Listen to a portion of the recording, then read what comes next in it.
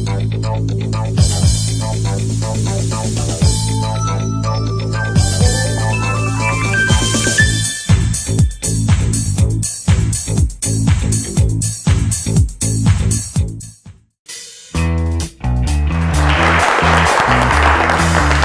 hangat sahabat excellent, apa kabar Anda hari ini? Senang sekali saya Antoni Sarif bisa berjumpa dengan Anda untuk di acara Good Golden Morning Motivation.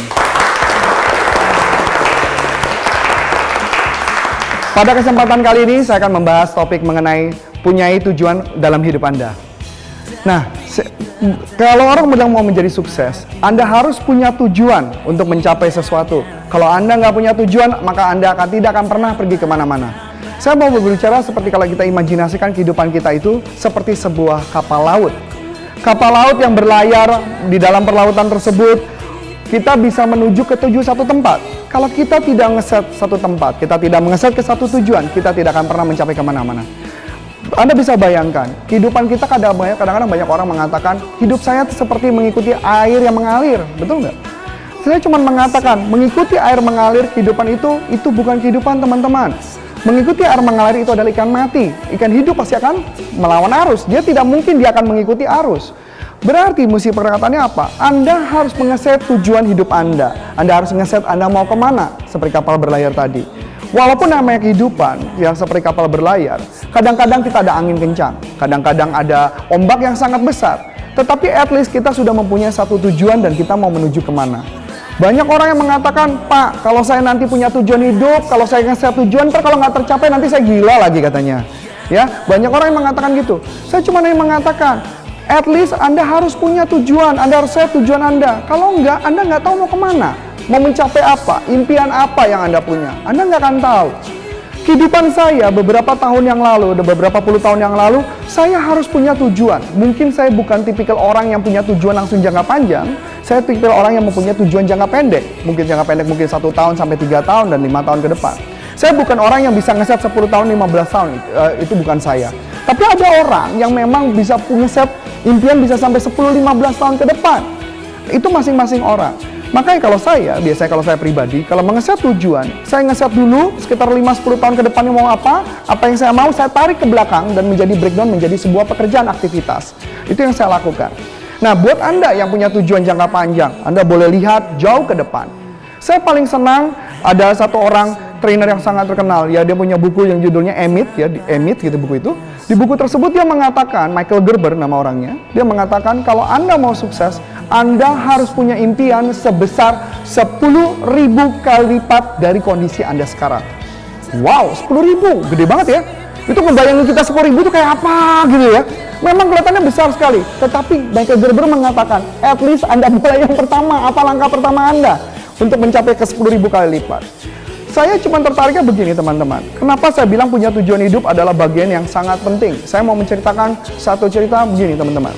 Ibu saya adalah seorang penjahit baju. Dia penjahit baju ketika saya masih kecil. Bapak saya meninggal karena penyakit kanker dan kemudian ibu saya bekerja menjahit baju. Ibu saya bekerja sampai dia tua, sampai kemudian dia kena penyakit stroke, walaupun dia sudah sembuh dari stroke-nya sekarang, ya.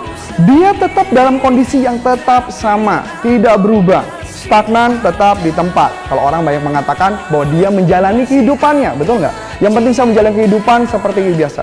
Tapi herannya, saya punya satu sahabat dulu dia ini adalah seorang yang pemakai obat-obatan, dia pakai drug. Kemudian dia bertobat, dia menjadi penjahit baju, dan bukan hanya menjahit baju, dan dia menjadi seorang desainer. Dan orang itu adalah orang hebat, dia adalah sahabat saya, Kanaya Tabita.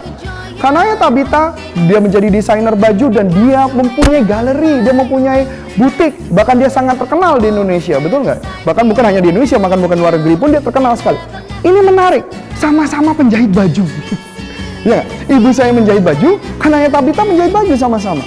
Tetapi apa yang membedakan antara ibu saya dengan Kanaya Tabita? Saya percaya bahwa Kanaya Tabita mempunyai impian yang besar di masa depannya. Dia melihat segala sesuatu menjadi jauh lebih besar. Saya juga tertarik dengan melihat ada contoh, kita ambil contoh yang simple. Teman-teman, kita semua pernah SD, betul tentu ya? Pernah SD, SMP, SMA. Kita pernah jajan di SD, betul masih ingat mungkin? Jajan mungkin makanan-makanan, masih ingat? Saya nggak tahu makanan apa yang Anda jajani dulu di masa SD, SMP, SMA. Nah, pernah nggak Anda kembali ke masa SD Anda ke sekolah Anda, dan ternyata pedagangnya masih sama? Betul? Dan mungkin pedagangnya sudah ganti ke anaknya. Saya keturunan diwariskan gerobak, betul nggak? Dan saya melihat apa yang terjadi sama kehidupan mereka. Makanan mereka juga bisa dikatakan bahwa makanan mereka juga enak sebenarnya. Bukan makanan tidak, makanan enak. Tetapi kenapa dia hanya menjalani seperti itu saja? Nah, ini yang menarik. Sedangkan saya melihat ada sahabat-sahabat saya yang dulunya dagang-dagang kaki lima, dagang di gerobak, dagang macam-macam. Apa yang terjadi sekarang bisnisnya? Mereka bisa punya franchise di mana-mana, betul nggak? Mereka bisa punya cabang di mana-mana. Apa yang membedakan itu semua? Dulu sama-sama pedagang kaki lima, sama-sama di pinggir emperan, gitu ya. Apa yang membedakan? Kalau orang-orang pada ngomong, oh mungkin dia pakai apa? Pakai pergi ke dukun, gitu, katanya pergi ke orang pintar. Tetapi kalau saya membicara berkaitan dengan mindset, yang mereka bedakan adalah mereka punya pikiran besar. Mereka berpikir besar. Mereka bukan berpikir menjalani kehidupan saja. Nah, ini pertanyaan yang sama. Banyak orang yang cuma menjalani kehidupan dan dia tidak mau berpikir besar. Kalau semua orang berpikir besar, ada nggak kemungkinan warung mereka akan berkembang menjadi lebih banyak? Ada. Saya mau ceritakan juga waktu ketika saya dulu ketika kerja di Mangga 2, perusahaan di sana banyak perusahaan-perusahaan IT, toko-toko IT, toko-toko komputer di sana. Saya banyak menemukan toko-toko komputer tersebut mereka mengalami kesulitan kalau buka cabang kedua dan cabang ketiga dan cabang keempat dan cabang seterusnya. Kenapa mereka bisa seperti itu? Karena yang mereka berpikir kalau mereka mau buka, mereka bilang, kalau nanti ada yang ambil barang saya gimana? Kalau keuangannya nanti disabot gimana? Dan sebagainya. Banyak ketakutan dalam terhadap diri mereka dan bisnis mereka tidak bisa berkembang.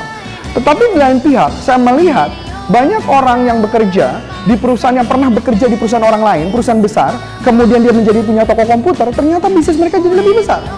Tetapi orang yang mungkin dari sebelumnya pernah kerja di perusahaan besar, dia langsung buka toko komputer, bisnisnya tidak membesar. Besarnya hanya di toko itu saja, tidak bisa punya cabang di mana-mana. Bahkan, apa yang terjadi kepada mereka? Mereka menjadi tidak punya waktu, betul nggak? Mereka tidak punya waktu, mereka hanya sibuk bekerja. Dulu banyak teman saya mengatakan begini, Rif, enak ya lu sekarang ya? Sudah sukses, income-nya sudah besar. Waktu dia mengatakan itu, saya bilang terima kasih, puji Tuhan, rezeki saya bisa banyak. Tetapi teman saya mengatakan, tetapi kekayaan kamu hanya sebatas 7 hari, 1 minggu, 1 hari 24 jam. Betul nggak? Apa yang terjadi? Karena kita bekerja cuma hanya sebatas maksimumin diri kita, teman-teman. Itu bisa terjadi karena kita tidak mau berpikir besar. Kalau nggak berpikir besar, apa yang terjadi? Kita hanya menjalani kehidupan hanya segitu saja. Hal yang simpel. Apa yang harus Anda lakukan untuk berpikir besar? Ya, saya cuma hanya mengajak Anda untuk berpikir sejenak, memandang ke dalam diri Anda. Coba ikuti apa kata yang tadi Michael Gerber mengatakan, 10.000 kali lipat dari kondisi sekarang.